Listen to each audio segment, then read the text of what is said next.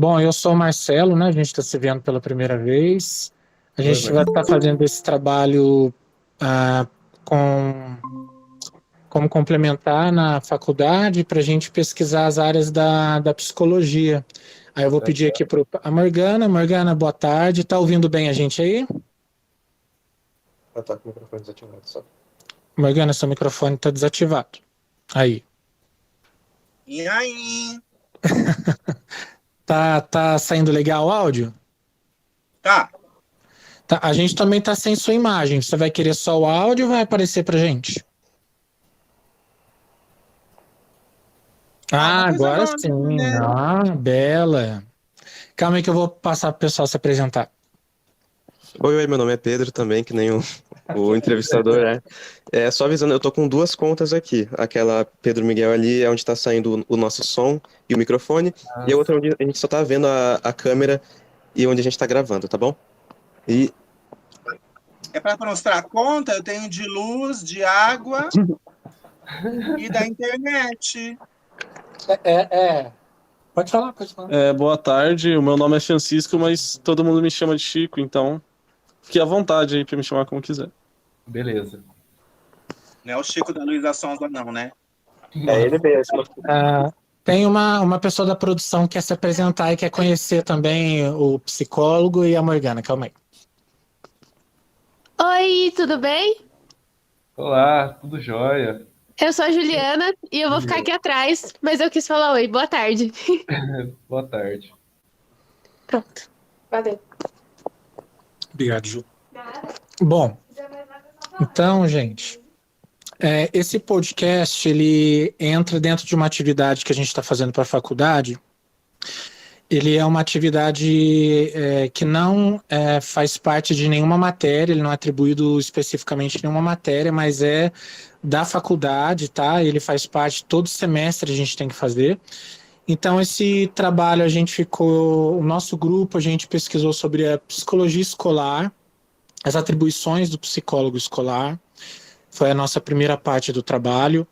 Nós construímos esse roteiro que eu enviei para vocês, para que a gente possa construir essa conversa de uma maneira mais específica, rápida, né, para todo mundo. E a gente resolveu abordar a questão LGBT dentro da escola pública, tendo um psicólogo escolar, tendo aqui uma drag queen que também já passou pelo sistema escolar, já teve todos os problemas que a gente talvez hoje descubra que já foram superados ou não. A gente, assim, dentro do nosso grupo, nós não queremos, né, trazer a nossa bagagem dentro da escola, a gente quer ouvir de vocês essa experiência como psicólogo e como usuário do sistema escolar e hoje até como drag queen. Então, para iniciar um pouquinho essa entrevista, eu queria que vocês se apresentassem. Primeiro a Morgana, vamos começar pelas damas, né? Morgana, se apresente, diga o seu nome, sua profissão, e depois o Pedro se apresente, fala pra gente, Pedro, as escolas que você trabalha e como que é desempenhar esse papel de psicólogo escolar. Ui, isso vai longe. Eu vou resumir, tá? Porque, Pode ser. sabe, as bichas são exageradas. Meu nome é Morgana Loren, eu estou como drag queen agora. Eu cunhei uma frase chamada drag queen é um estado de espírito. Então, eu estou espiritualizada como drag queen. Mas hoje em dia, eu trabalho como cabeleireiro, maquiador e também sou ator profissional formado pelo SATED, que é o órgão que regulamenta as carreiras de artistas no estado de São Paulo. Tá? Tem o famoso DRT. Esse barulho é do meu? Eu não, né? Não, acho que está vindo da nossa rua. Barulho. Ah, tá. Vou Ai, que tentar susto, fechar a achei que janela era aqui. do meu áudio. O que mais eu posso falar? Eu sou formado em turismo pela Univap, mas nunca exerci a profissão, porque aqui no Vale do Paraíba, para a gente trabalhar com turismo, só conseguindo entrar nas autarquias, né, nas nas prefeituras ou ir trabalhar com turismo de fazenda, né? Turismo de campo. E eu realmente não tenho cara de fazendeira. Você quer me chamar? É isso. O que mais eu posso dizer? Por enquanto, eu acho que tá legal. Agora vamos deixar o Pedro falar um pouquinho. Daí você fala pra gente, Pedro, a cidade que você está atuando como psicólogo escolar, né? Você pode falar da sua formação. E se você quiser também, não, acho que não é obrigatório, as escolas que você está atuando no momento. Muito boa tarde, obrigado por me convidar. Estou muito feliz por participar do que vocês estão organizando. Eu entrei como psicólogo escolar em Monteiro Lobato. Eu entrei na Secretaria de Educação, então eu faço itinerância. Eu participo de 4 escolas municipais da cidade, tanto de creche, educação infantil, até o Fundamental 1. A partir disso já são estaduais as escolas, então eu não consigo atuar nelas. E entrei em fevereiro, 1 de fevereiro, e me formei como psicólogo na Unip de São José dos Campos, 2021, e estamos aí tentando efetivar a nova área que a gente, com muita luta, né, com os assistentes sociais também, para criar essa área, a gente conseguir efetivar a nossa atuação ao lado dos assistentes. É meio... a sensação é de desbravar. Parece que a gente está cortando mato, assim, sabe? Tem muita... As pessoas pensam que a gente vai fazer clínica na escola, sabe? Parece que vai levar saúde para dentro da educação. E a psicologia é maior do que isso, né? É a forma tradicional dela, essa compreensão, e a gente tenta sempre explicar ela. Eu acho que a gente fala isso quase toda semana, desde fevereiro. Trabalho em dupla com o outro psicólogo, Felipe, e aos poucos a gente está produzindo um documento também sobre as atribuições dentro dessas escolas, dentro dos regimentos, do projeto político-pedagógico. Então, faltou alguma coisa da pergunta? Eu acho que não, tá tudo certo. Legal. Bom, acho que ficou legal. A gente vai, assim, adentrando um pouquinho mais a carreira de vocês ao longo da entrevista. Da nossa parte, eu acho que é legal a gente falar que a psicologia escolar, como você disse, ela não é uma psicologia clínica, né? Ela vai trabalhar dentro da escola, integralmente com os alunos, professores, funcionários, fazendo ali toda essa administração de enxergar e encaminhar o aluno, ou o professor, ou um funcionário para uma psicologia clínica, caso necessário. Mas o psicólogo escolar ele participa da construção de políticas psicológicas dentro da escola e pedagógica também, né?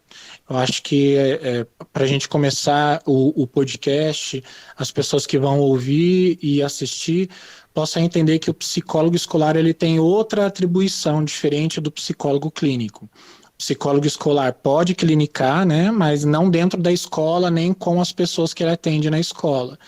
Dentro da escola, ele tem uma outra atuação. Você gostaria de falar um pouquinho, Pedro, assim, de uma forma resumida, o que você tem percebido desde fevereiro, a diferença da clínica para o psicólogo escolar? Falo sim. Eu me formei na Unip, né? Então, a característica clínica da nossa profissão, ela foi muito forte. Então, coisas como proteção básica, ela fica um pouco esquecida. E a gente fica muito perdido quando entra na escola, ou até mesmo na assistência social, que é o CRAS, o CREAS, porque a gente produz um vínculo muito diferente, que é esquisito mesmo, a primeiro momento, fazer vínculos com a comunidade. E a gente está acostumado com um certo distanciamento que existe dentro da clínica, né? Semanalmente, por 50 minutos, você encontra a pessoa e ela traz o que acontece no cotidiano lá para dentro. A gente vive o cotidiano, então a gente consegue estar em outra posição. A gente fala um pouco mais da gente, pouco mais dos nossos medos, a gente conta a nossa história com mais tranquilidade. Obviamente que a gente está sempre calculando o distanciamento disso, né? Tem um lugar saudável ainda para se estar. E realmente é muito diferente, as pessoas ainda mantêm o pensamento parecido com o que é a psicologia tradicional, tanto que encaminha exatamente as pessoas que são deficientes, pessoas com algum problema de aprendizagem ou de comportamento,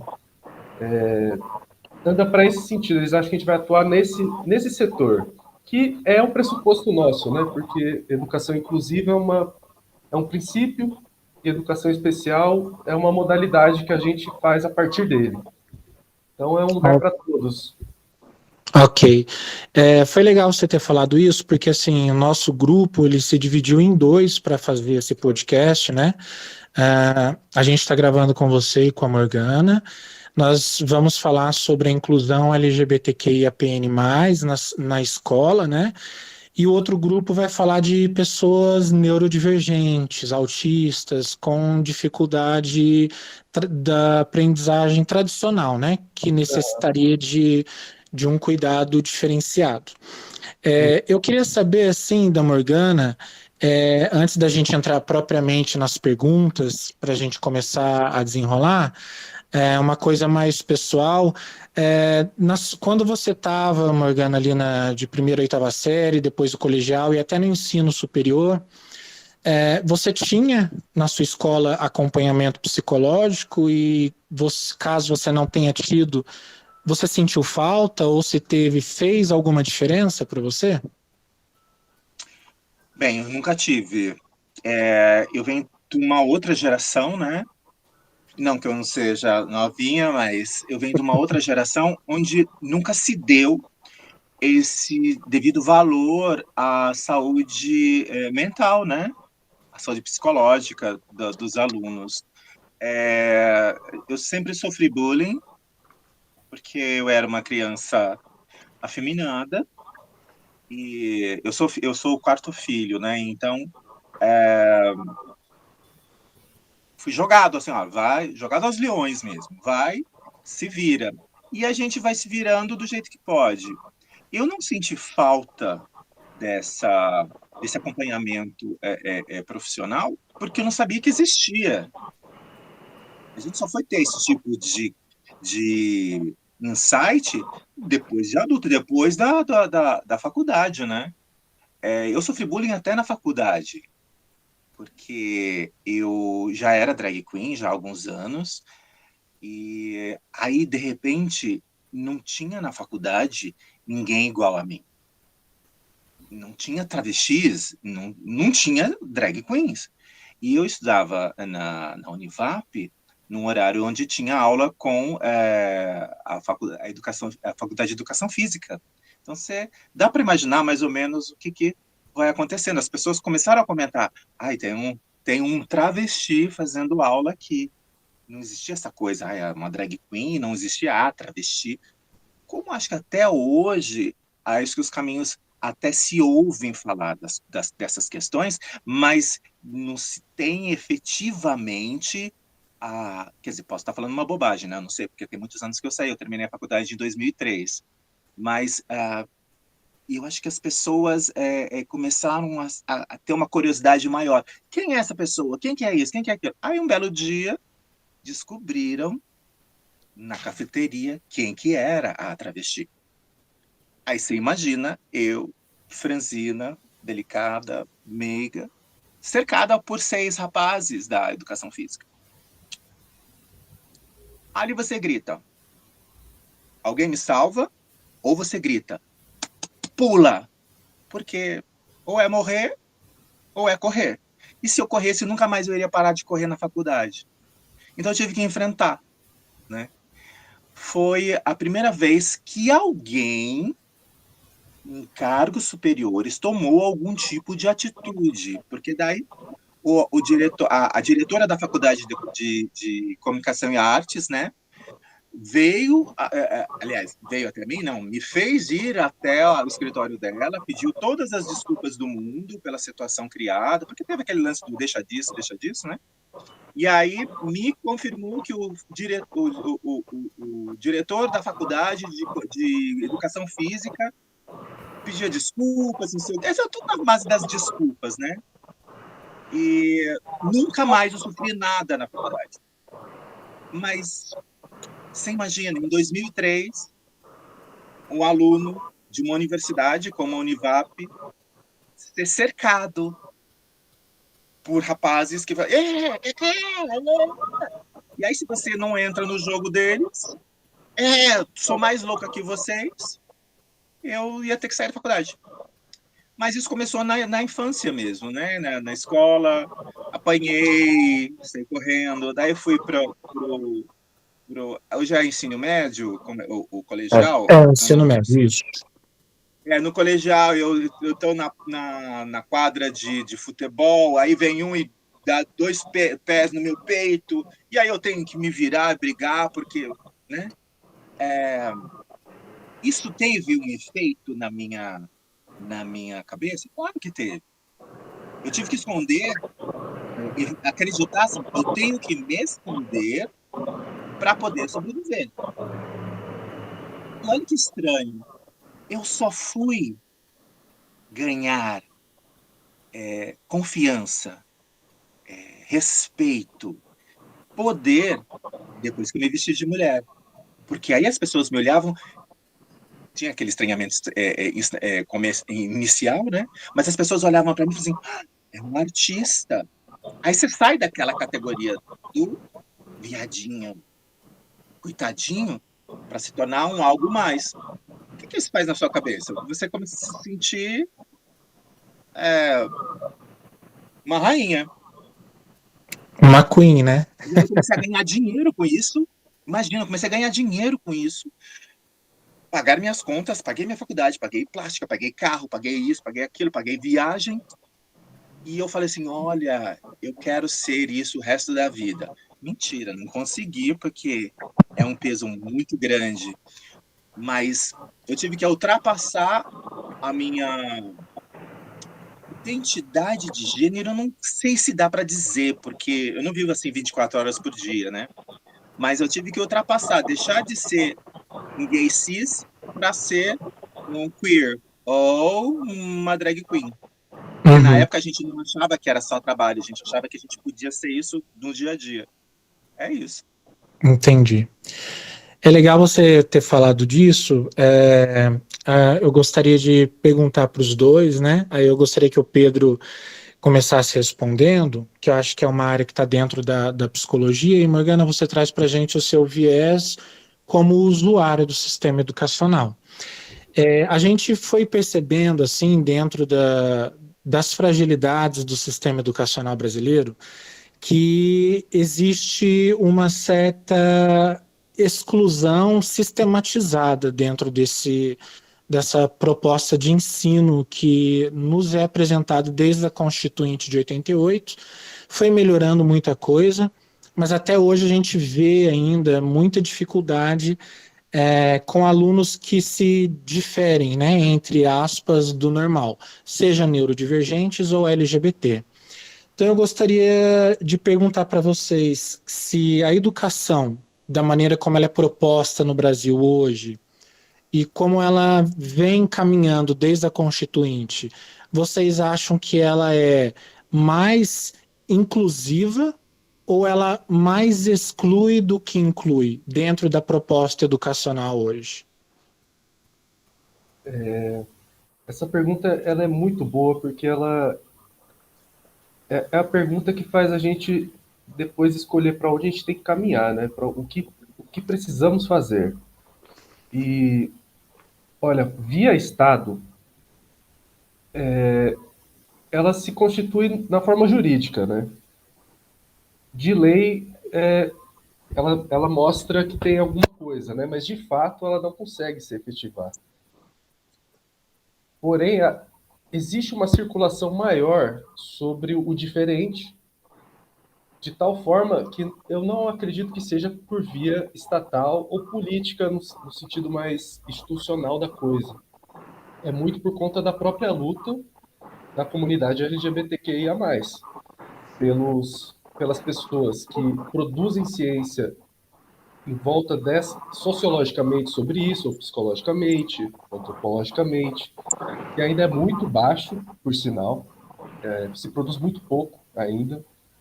A maioria dos textos e dos artigos, eles nem identificam alguma coisa relacionada à sexualidade, ou ela sempre fica...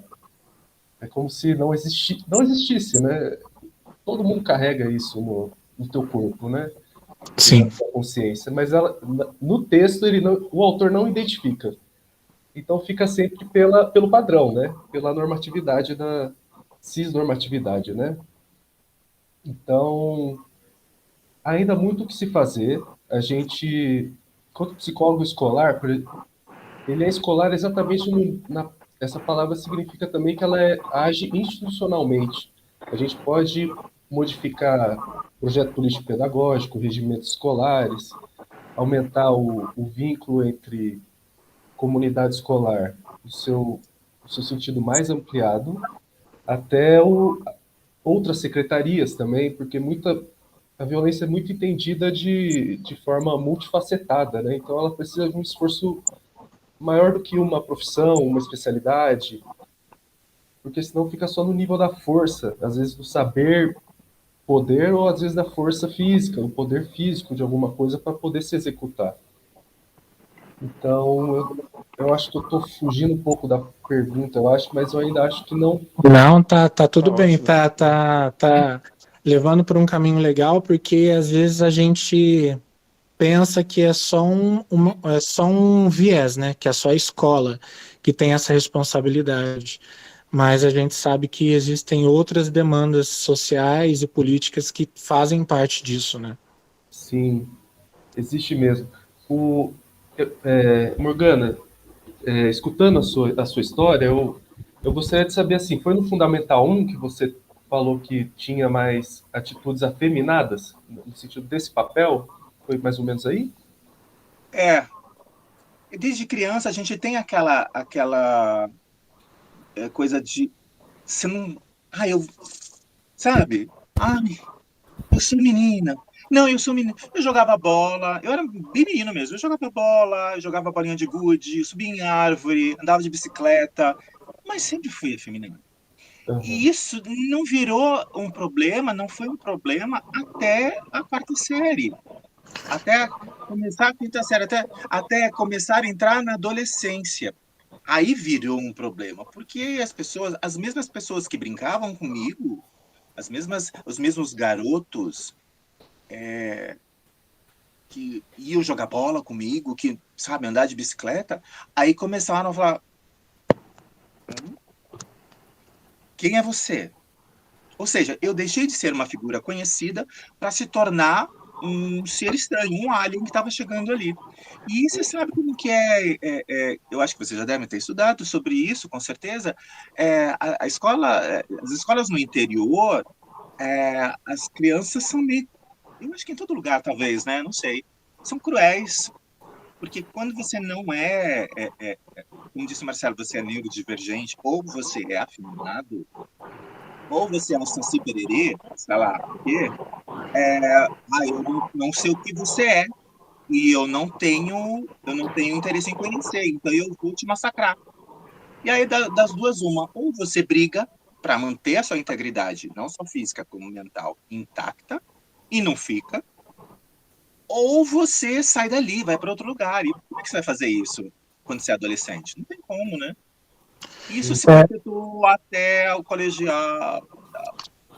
É legal falar disso, porque é interessante a gente levantar aqui que é exatamente nessa idade que você falou, né? Quarta, quinta série, 11, 12 anos, que menino começa a buscar grupos masculinos, a realmente se diferenciar, que é o momento que a fase sexual começa a se tornar mais ativa, né?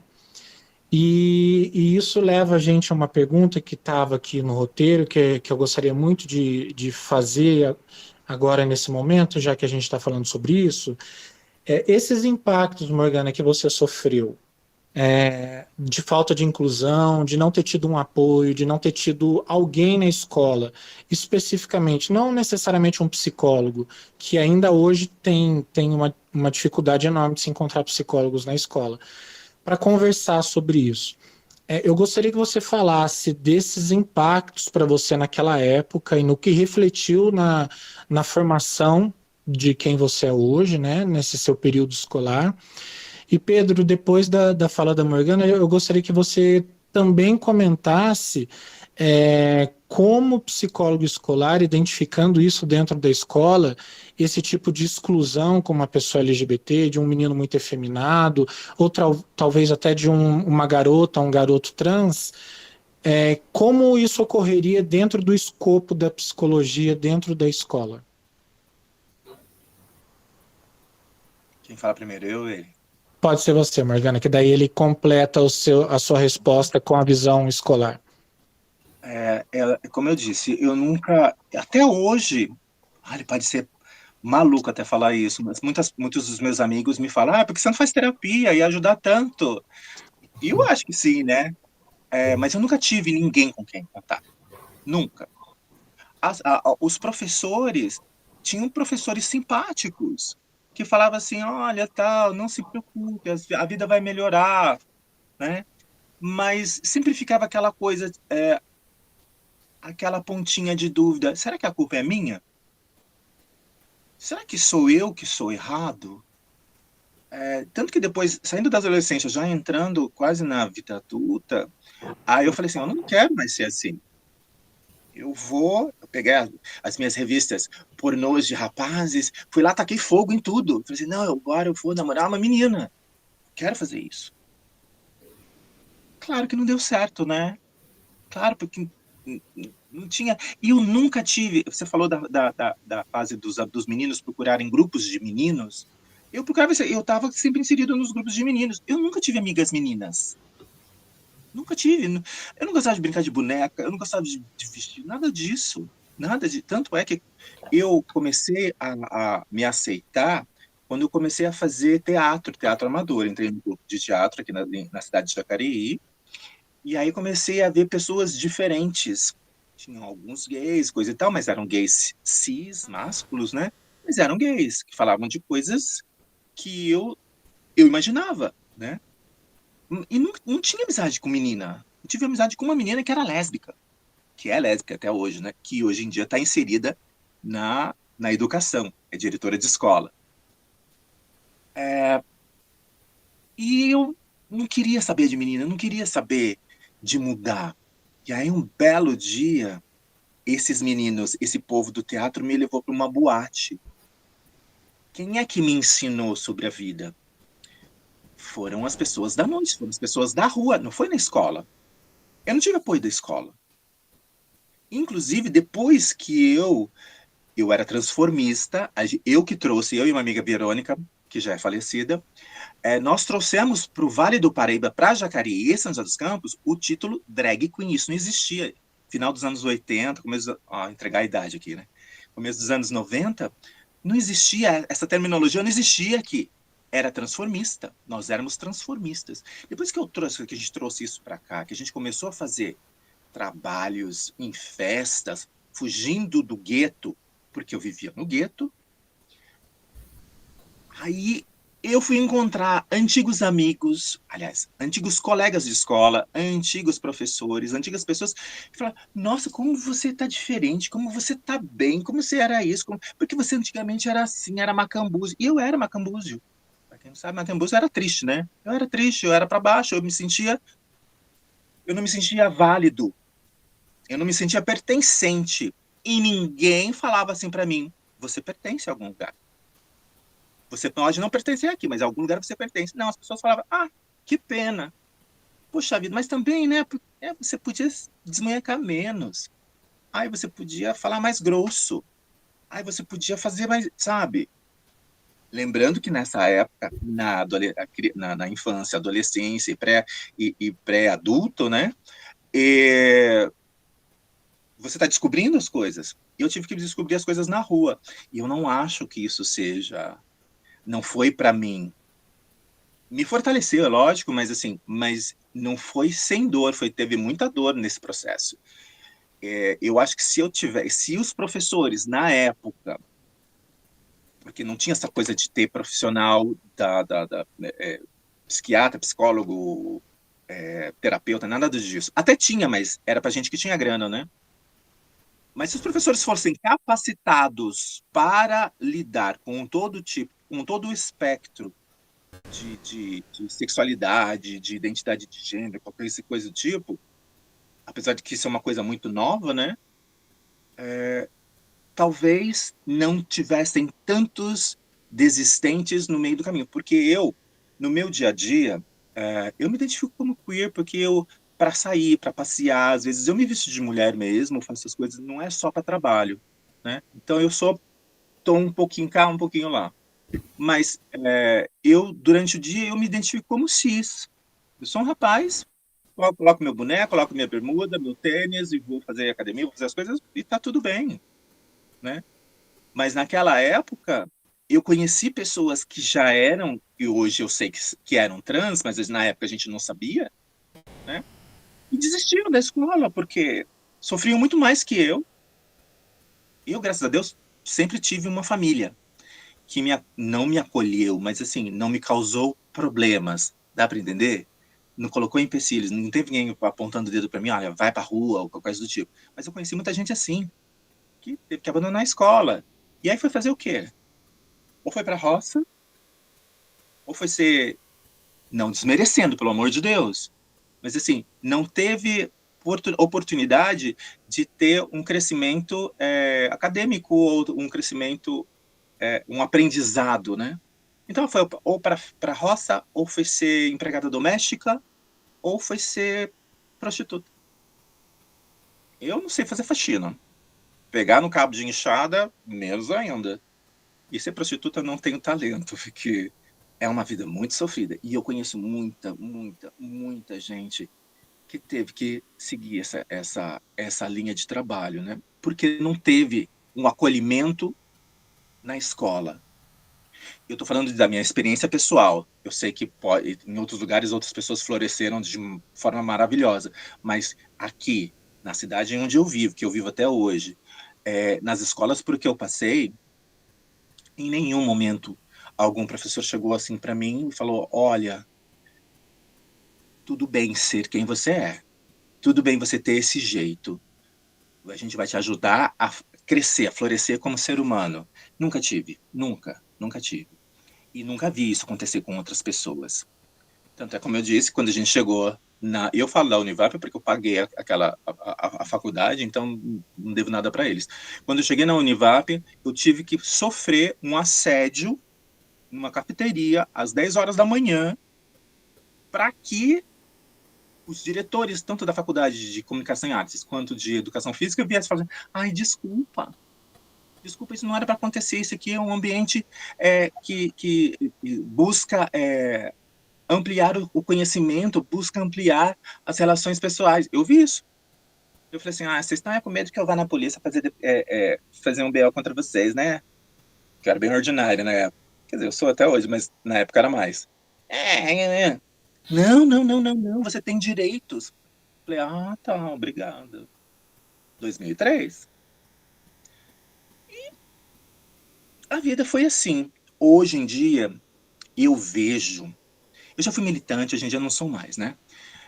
Hoje em dia eu vejo que a ignorância em relação à comunidade LGBTQIAPN+, ela diminuiu muito, muito, muito, muito, muito. Não só na sociedade em geral, mas nas escolas, né? Hoje em dia eu conheço professores, assistentes sociais, todo tipo de profissional que está inserido dentro do círculo educacional, que está lutando, mas é pontual, não é uma coisa espalhada, é muito pontual. É um ou outro, é outro que tem que ir lá e dar a murra em ponta de faca. O Pedro falou: a gente pode conseguir pela força e tal. Está sendo pela força e não pode ser pela força. Tem que ser pela razão. Poxa, Todo mundo tem direito à educação. Todo mundo tem direito a ser aceito como ser humano. E todo mundo tem direito a ser validado. Olha só, eu fui me sentir válido depois que me vesti de mulher e ganhei dinheiro. Será que é esse o caminho? Para mim foi. Eu sou uma pessoa que precisa de tratamento? Eu acho que sim. Mas agora, depois de velho, preguiça. Tô com Nunca é preguiça tarde, de ir no Morgana. terapeuta. Nunca é Ah, tarde. não. Eu vou falar com tá. Como é que começou tudo? E outra, na minha família, eu tenho que dizer, eu sou abençoado. Porque na minha família, eu nunca sofri um episódio de bullying por ser afeminado. Nunca. Eu tive uma época que eu já estava começando a fazer a drag, e meu sobrinho pequeno, menino, me ajudava, segurava a minha peruca para eu poder pentear minha peruca. Não tinha essa coisa. Minha irmã assistia os programas de televisão, onde apareciam drag queens, transformistas, e falava assim: é seu amigo? Eu falava: eu conheço aquela pessoa, eu conheço a outra. Ai, que legal, que não sei o quê. Quando que você vai fazer show para eu poder ver? Então, eu sou abençoado. Mas 90% da comunidade essa sorte, não teve essa sorte, né?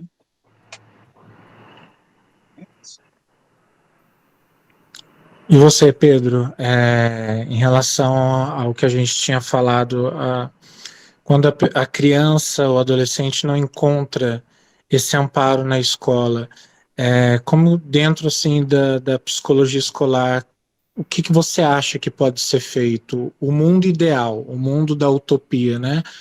O que deveria acontecer? Bom, no mundo ideal, essa queixa não ocorreria, né? Chega a ser é meio doideira, né? Mas é um lugar que isso vira só mais um signo de alguém. Como eu tenho um nome, eu tenho um tamanho, a sexualidade e gêneros, eles não são marcadores sociais que impõem coisas diferentes nos outros, fazem desigualdades, acessa diferente a alguma coisa. A cor de alguém também, a raça, ela é um marcador social que altera muito a vida de alguém. O cotidiano de uma pessoa que carrega um desses marcadores sociais ela leva até o caixão, enquanto a sociedade não se transforma, porque ele está dentro da história, né? E certas coisas da humanidade só se resolve dentro da história da humanidade. Então, ele é longo, ele é cristalizado, é sólido demais, mas ele é possível de ser quebrado. Tanto que a Morgana mesmo fala, né? Já foi pior. Agora, obviamente, se alterou, mas também a gente tem que dar os créditos, né? Foi a própria comunidade que avançou o, o debate, a força política dela também, para conseguir, às vezes, ações afirmativas ou certas formas jurídicas também. Eu acho que até sair do DSM, né, como uma doença, é uma grande conquista. E você falou, Morgana, você falou também que tem que ser conhecido, né? Eu virei um alienígena, né? Um estrangeiro. A Xiaoyi tem uma parte de um texto que é muito interessante o que ela escreve, que são essas as palavras. É muito legal isso que você acabou de falar. Que é o preconceito exige que tudo seja familiar, próximo, compreensível imediatamente e transparente, isto é, inteiramente penetrado por nossas opiniões. É indubitável. Não tolera o complexo, o opaco, o ainda não compreendido.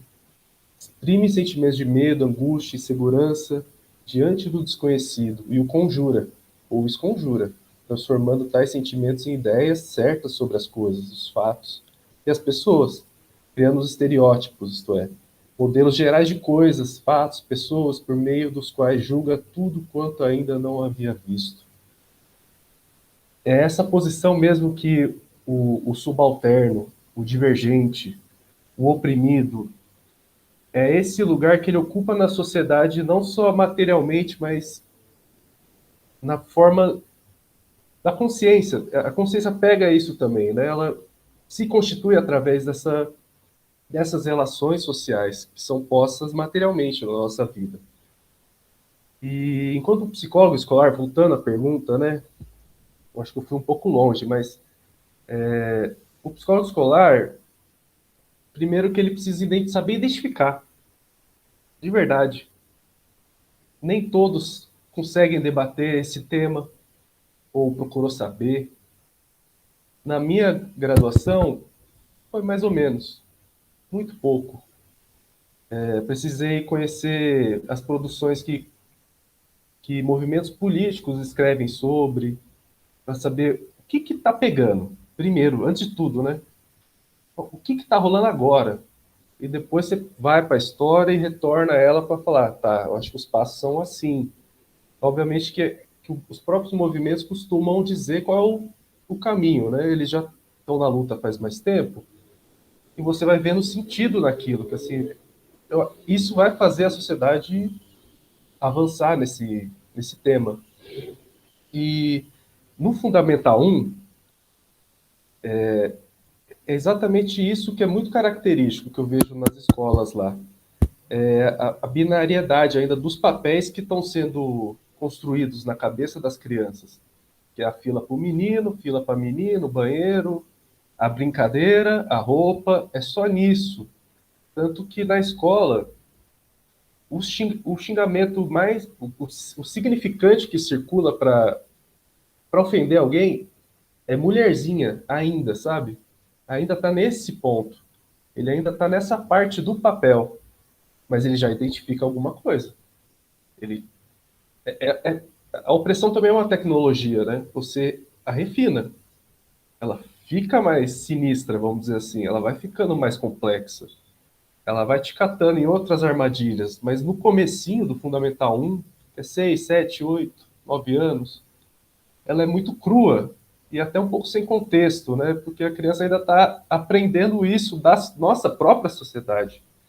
Então, é nessas partes assim que a gente ainda está que eu me entravo, assim, eu fico ali, né? Sempre procurando essas partes, explorando, porque eu brinco com isso também, de assim, eu brincar com o que seria feminino, para mostrar que é uma possibilidade também, para a pessoa da qual vê a brincadeira e chama para brincar.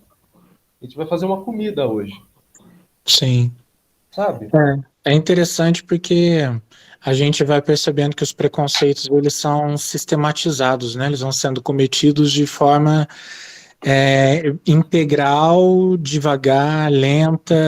É muito difícil hoje um preconceito de forma violenta, como acontecia há 20, 30 anos atrás. Mas, gente, a nossa chamada vai encerrar daqui 10 minutos. A gente pode criar um novo link e enviar para vocês. A gente já está encerrando, mas já está. Mas tá. Não vai dar. Deixa eu só. Tem uma coisa que o Pedro falou, Sim. que é o lance que a comunidade LGBTQIAPN+, ela que teve que quebrar e melhorar muitas coisas para que agora tivesse um novo olhar, né? Eu vou te falar, em 2010, o Vale do Paraíba tem 42 cidades, né? Em 2010, teve a primeira e única parada LGBT em Jacareí. E eu fui empossada a rainha da parada, a rainha drag da parada, né? Você imagina? Lembra que eu falei que quando eu era criança, as pessoas isso, aquilo, lili, lalala, totó. E aí eu tô sendo a rainha de uma parada. Que a gente pensava que fosse ter 4.000 pessoas. Teve todo um trabalho da prefeitura para que não ocorresse a parada, né, nada do tipo. Mas aconteceu a parada. Quando a parada chegou no palco, rodou algumas ruas e tal, chegou no palco, que era onde é o Parque da Cidade, segundo dados da Polícia Militar, tinham 30.000 pessoas ali. Dessas 30.000 pessoas, se 3.000 fossem LGBT, era muito. O resto era tudo a sociedade, mesmo que foi ver o que esses viados estão aprontando. Vocês imaginam, para mim, que fui um garoto que teve que rebolar para poder, né, chegar num palco e as pessoas da frente começaram a gritar o meu nome E aí todas essas 30 mil pessoas começaram a gritar, Morgana. Eu falei, o que está acontecendo aqui? Porque ninguém me conhecia ali. A não ser as pessoas da fileira da frente, que eram de boate. Por que a sociedade estava gritando meu nome e estava me incensando?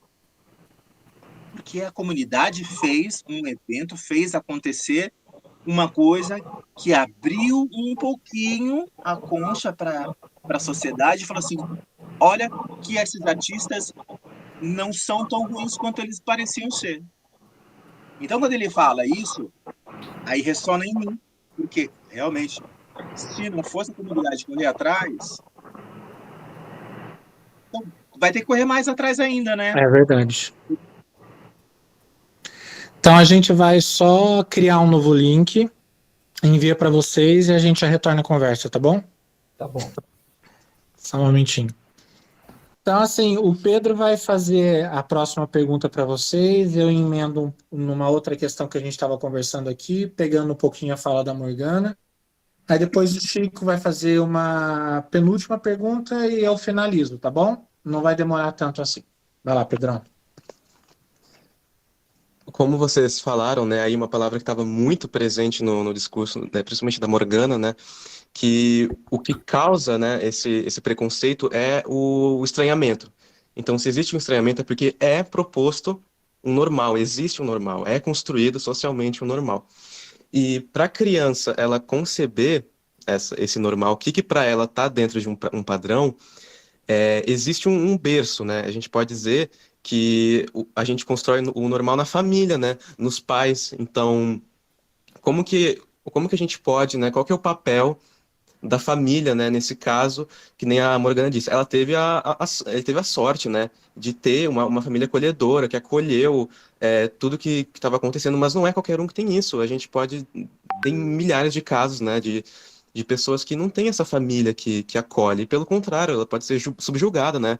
Pela família que impõe nela essa questão da normalidade, Então a gente queria saber, né, qual que é a função que existe da família, qual que é a presença, o que eles devem fazer em casa para ensinar, né, para conscientizar essa criança e entender o que tá lá na escola, que não existe só um padrão, que vai muito além daquilo, né?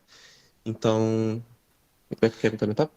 E só rapidinho para juntar com a pergunta do Pedro, no papel da família, né, dentro dessa construção do normal, como que o Pedro, a gente gostaria de ouvir de você como que a família pode participar, o que você gostaria que a família de um aluno seu que estivesse passando por isso ouvisse da Morgana, como foi passar por isso na questão familiar, sua experiência pessoal.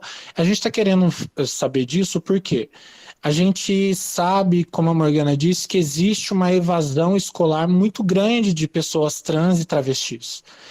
O abandono, no semestre passado, a gente fez um estudo que 92% das mulheres trans e das travestis não têm estudo até a 8ª série, elas abandonam a escola. E é óbvio que se elas abandonam a escola, elas foram abandonadas em casa primeiro. Então a gente gostaria de ouvir de vocês, primeiro você, Pedro, como que a família, uma família que tem um jovem, uma jovem que está passando por esse momento agora de transição, que está se identificando, se assumindo uma travesti, um homem ou uma mulher trans, como essa família pode auxiliar no acolhimento e até de uma forma direta de que essa pessoa não saia da escola.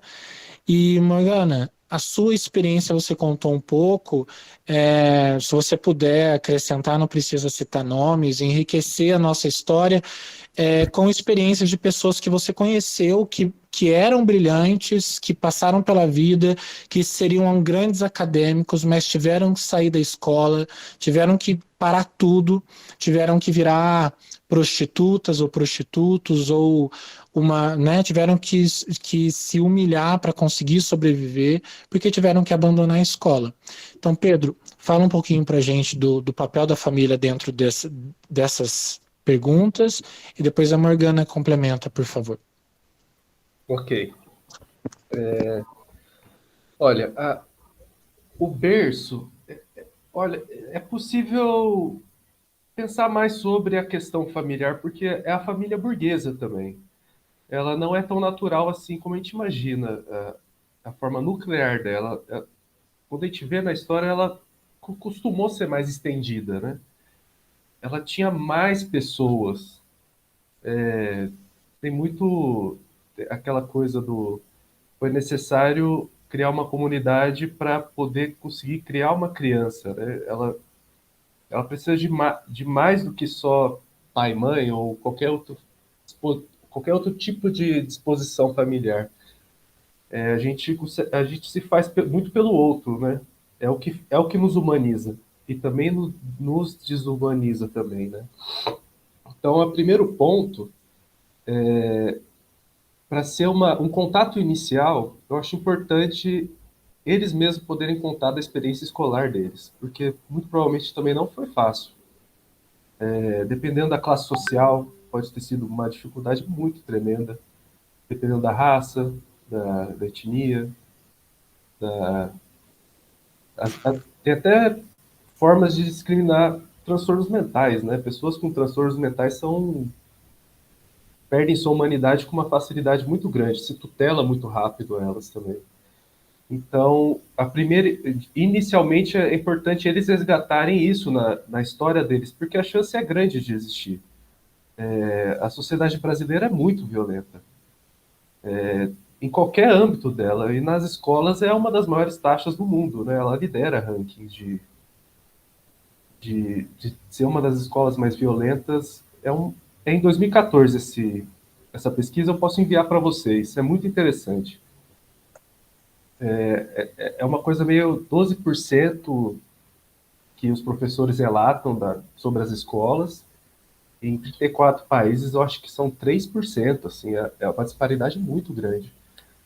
E então, o primeiro momento é trazer a própria história deles para mostrar que o processo escolar ele carrega a violência também. Ela está lá constituída, porque ela está dentro da nossa sociedade, que é feita com esses construtos.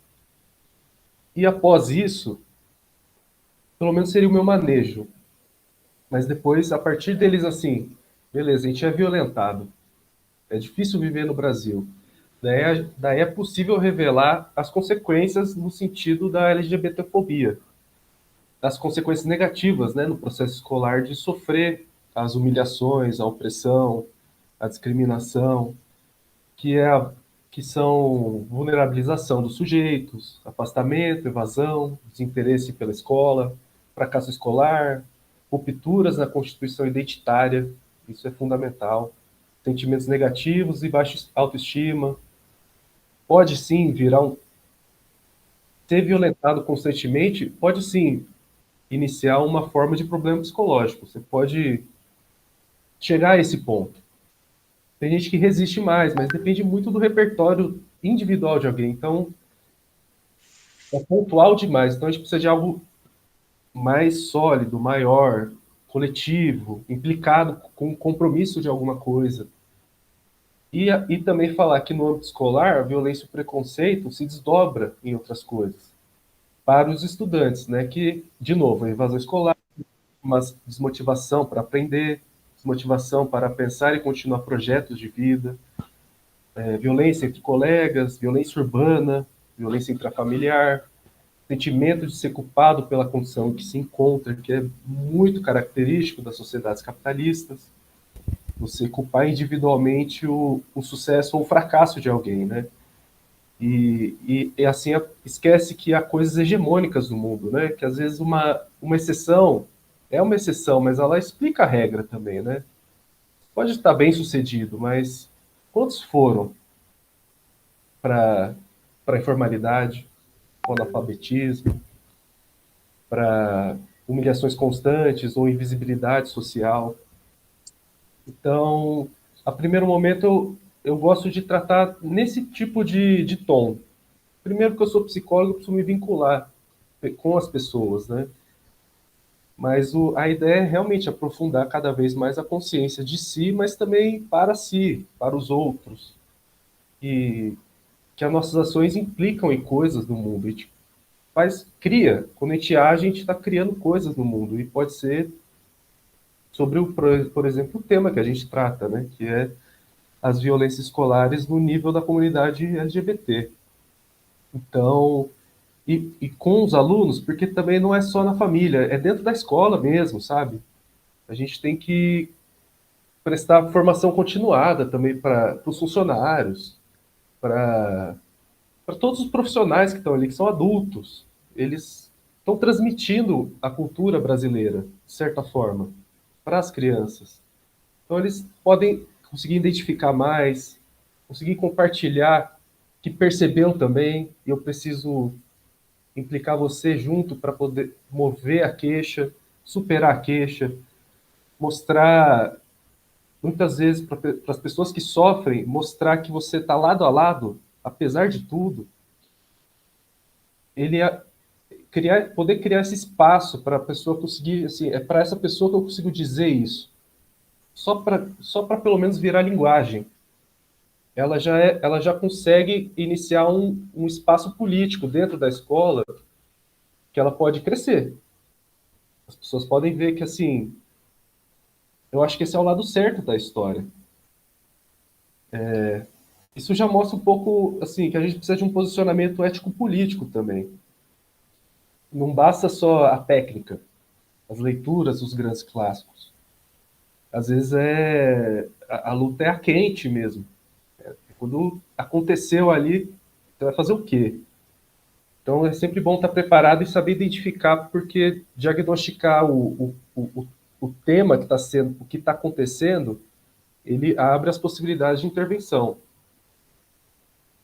Então seria mais ou menos para esse sentido.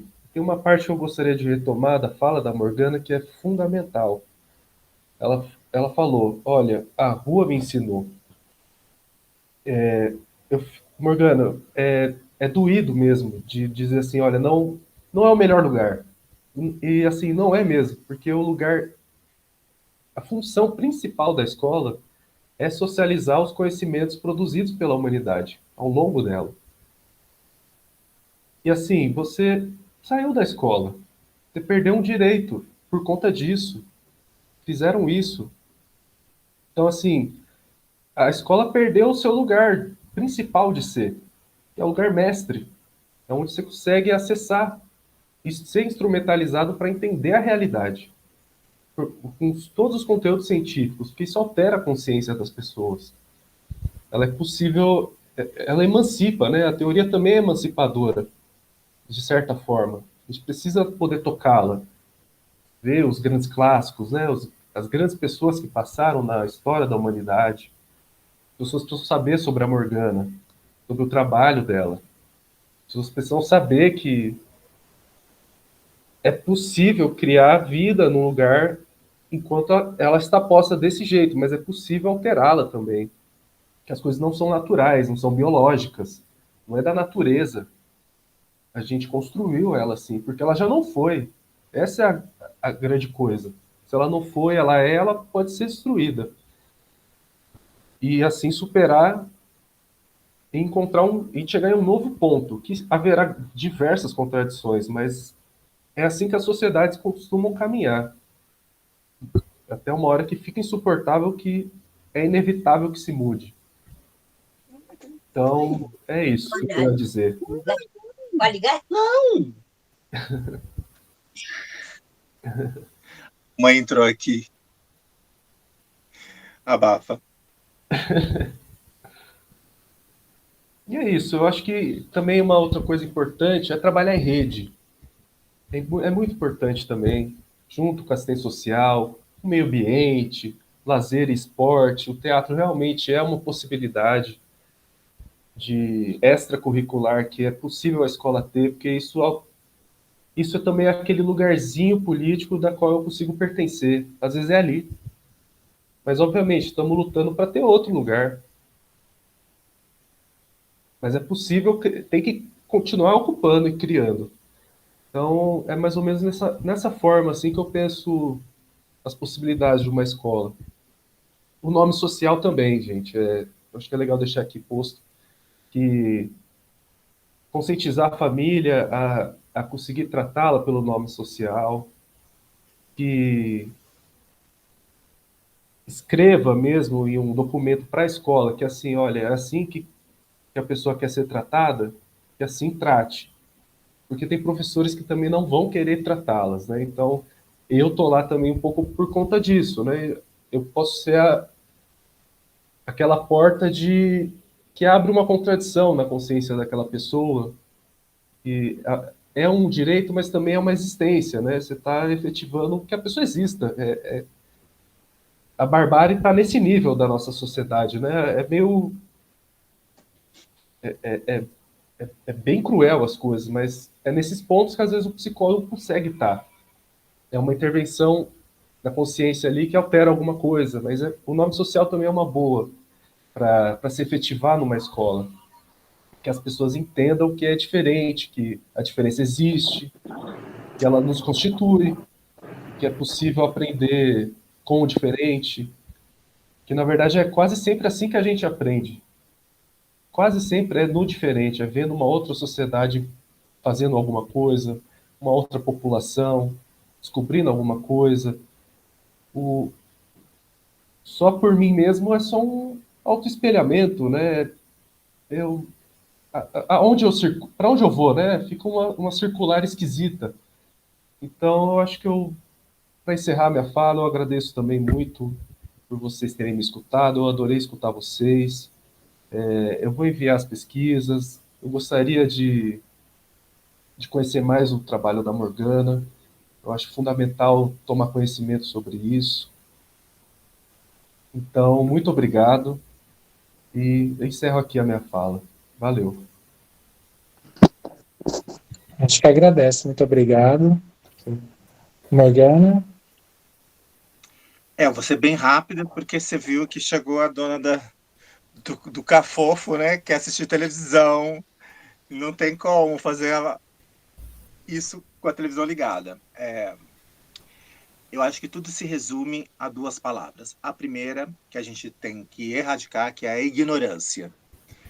Porque você não vai conseguir avanço nenhum enquanto as pessoas que estão à sua volta são ignorantes do seu universo, são ignorantes do que você sente, são ignorantes da sua verdade. Né? Mesmo que depois elas não aceitem, pelo menos elas não vão te ignorar mais. Ou seja, você vai existir.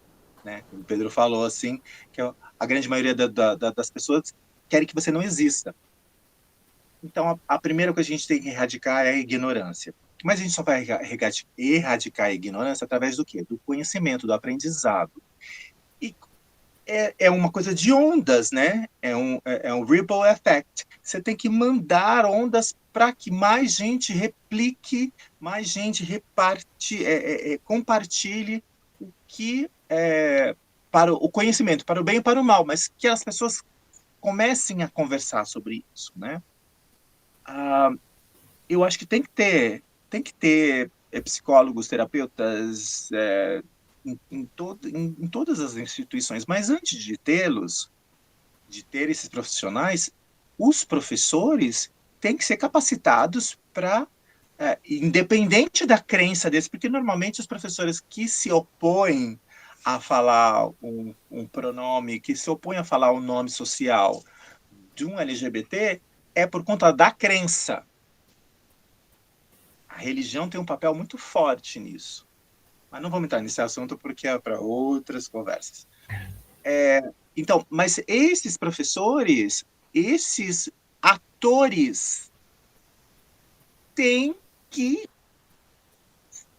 colocar conhecimento na cabeça dos alunos. Porque eu não tive isso. Eu não tive ninguém para falar para mim, nossa, você tem um jeito diferente. Será que você não tem uma verve para ser ator? Será que você não pode dançar? Será que você não pode cantar? Que eu acho... Ninguém falou isso para mim. Eu fui descobrir sozinho. Porque eu gostava, então eu fui fazer um curso de teatro amador, né? Hoje em dia, por exemplo, depois de anos afastado do teatro, eu me descobri fazendo teatro musical, como a minha persona fora do drag, né? Out of drag. Mas porque alguém, depois de zilhões de anos, falou assim: nossa, eu acho que você tem um jeito interessante para você trabalhar no teatro musical. Dá para entender? Os professores têm que falar assim: não, olha, você tem jeito para matemática. Eu acho que você ia ser um grande matemático, um grande físico. Não, você tem jeito para política, sabe? Não existe, não, pelo menos não existia isso na minha época, né?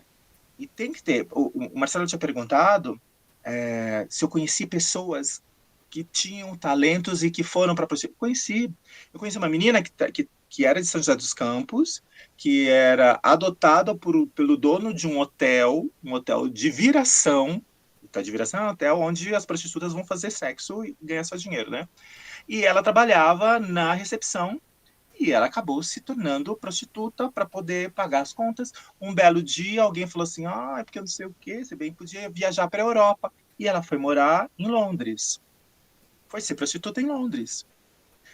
Da prostituição, ela pulou para o sadomasoquismo, foi ser dominatrix. E do sadomasoquismo, ela pulou para ser fotógrafa. Hoje ela tem um estúdio de fotografia em Londres. Olha só como ela... Mas como é que ela conseguiu isso? Pela vida. Correndo atrás por conta própria. Decidiu um momento: não quero mais ser puta. Pode falar isso? Não quero mais ser. Tem outra, foi para a Itália. Foi ser prostituta na Itália. Aí encontrou um velho rico. O velho rico se apaixonou, ela se apaixonou pelo velho rico. Hoje em dia é dona de casa na Itália. Aí você vê que se tivessem sido dadas oportunidades para essas pessoas, talvez elas não estivessem hoje onde estão, mas com certeza estariam fazendo coisas incríveis, né? E eu acho que falta oportunidade. Falta alguém olhar de verdade, falta professores, falta educadores, faltam terapeutas olharem para as. Porque na nossa geração já não tem mais o que fazer, né? Mas para as próximas gerações, olharem para essas crianças e falar assim: eu vou te dar uma oportunidade. O que você vai fazer com ela é com você. Que é aquela história, né, também, né? Você tem que dar o peixe para a pessoa ou você vai ensiná-la a pescar o peixe, né? Vou te dar uma oportunidade, corre atrás. E daí vai ser muita coisa boa. Daí, hoje em dia, a gente pode falar da Erika Hilton, que simplesmente foi a segunda deputada mais bem votada no Brasil, e está fazendo um trabalho fantástico lá em Brasília. Você tem a Duda Salabert, fantástica, lá de Minas. Aí você tem, na área de artes, você tem Pablo Vittar, Glória Groove. Aí você teve um Paulo Gustavo, que hoje é nome de lei de fomento à cultura. Pessoas tiveram o incentivo dos pais, tanto a Pablo, quanto a Glória, quanto ao Paulo Gustavo, as mães exerceram esse poder de educação e de a gente pode falar de encorajamento, mas tinha que sair de casa, lógico, mas tem que ter um acompanhamento, né? Tem que ter, a escola tem que fazer essa preparação para o resto da vida. Aí eu vou trabalhar, eu vou estudar para trabalhar em algum não sei o quê. Aí eu vou estudar para não sei, sabe? Eu acho que o que passou para as pessoas que têm condições, vocês como profissionais da saúde mental, o que passou que sirva de aprendizado para fazer: eu posso fazer isso, eu posso fazer aquilo, isso é bom, isso não é, mas as pessoas têm que saber dos dois lados, tanto do que é bom do que não é bom, né? Vocês têm que chegar e fazer isso, porque a sementinha foi plantada, mas tem que regar a toque de caixa, né? Porque vocês estão vendo como é que está o nosso país. Tá bem difícil. É isso. Tá certo. Gente, nós gostaríamos muito de agradecer você, Pedro, pelo tempo disponibilizado, pela Morgana. A gente sabe que vocês têm a vida mega corrida, tem que trabalhar, tem que estudar, nunca deixa de estudar, né? Mas a gente agradece o Pedro por essa visão teórica de uma pessoa que está dentro da escola, que enxerga o funcionamento, né, do sistema, sabe as dificuldades e compartilhou aqui com a gente, mas também sabe as maneiras de se corrigir essas dificuldades. A Morgana, pela experiência de vida, por compartilhar com a gente aqui as histórias, de uma forma muito. Pois Deixa eu não. só te cortar um pouco. É assim, se te interessar para vocês, é lógico, né? Vocês sabem que eu faço cinema aqui no Vale, e tem um documentário que nós fizemos a quatro mãos, eu e o Danilo Morales, ele chama Vale das Bonecas, onde eu entrevisto 14 drag queens que têm histórias de vidas variadas. Uma é casada e nesse casamento tem o filho do marido, ela cuida da criança como se fosse filho dela. A outra é Miss, a outra deixou de ser drag queen para fazer a transição, a outra é cosplayer, outra é o Ícaro Kadoshi, que vocês devem conhecer, que já apresentou até transmissão do Miss Universo. Ou seja, tem 14 pessoas com variados backgrounds. Se vocês quiserem, eu posso pedir para o Danilo para passar o link do Vale das Bonecas, Por favor. vocês verem pessoas da região, e pessoas de Jacareí, São José, Caçapava e São Paulo. Então, que pode dar um pouquinho mais de visão do que foi para essas pessoas crescerem como drag queens e depois seguirem caminhos tão diferentes. Por favor, fala para ele mandar para a gente, que a gente vai colocar assim no podcast, na descrição. Então, muito obrigado, gente. A gente encerra aqui. Aí o podcast e o trabalho para o YouTube ficando pronto, a gente manda para vocês antes de postar, para vocês olharem, ver se ficou legal, se tem alguma parte que vocês falaram que eu preferiria que tire e tal, antes da gente postar, tá bom? Então a gente agradece muito e até a próxima. Morgana, sábado em casa pra gente assistir um filme de terror. Tá chegando Halloween. Tchau, gente. Obrigado. Tchau, tchau. Prazer conhecê-los, gente. Um abraço. Um abraço.